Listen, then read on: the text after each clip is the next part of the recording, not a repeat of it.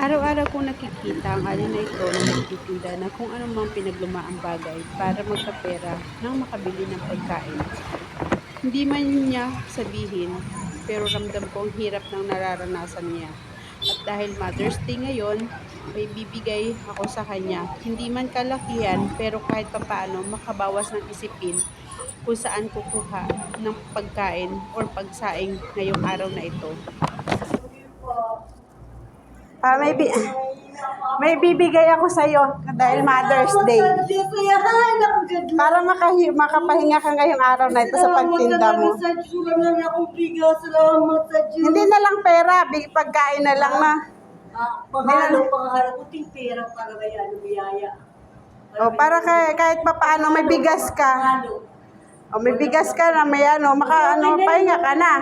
Happy Mother's Day! Happy Mother's Day po. Maraming salamat, God bless you. Maraming salamat. Sige lang po kasi pag nagbibigay. Manghingi na lang ako ng kamatis sa kasa. Oh, para may ka.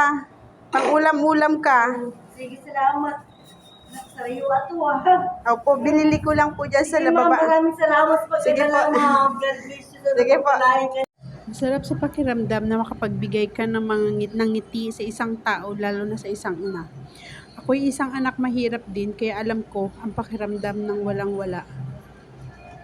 Habang minamasdan ko nga siya, nagkukwento siya doon sa kanyang kapitbahay na masaya siya dahil kahit papaano, hindi na niya iisipin pa ang pambili ng bigas ngayong araw na ito.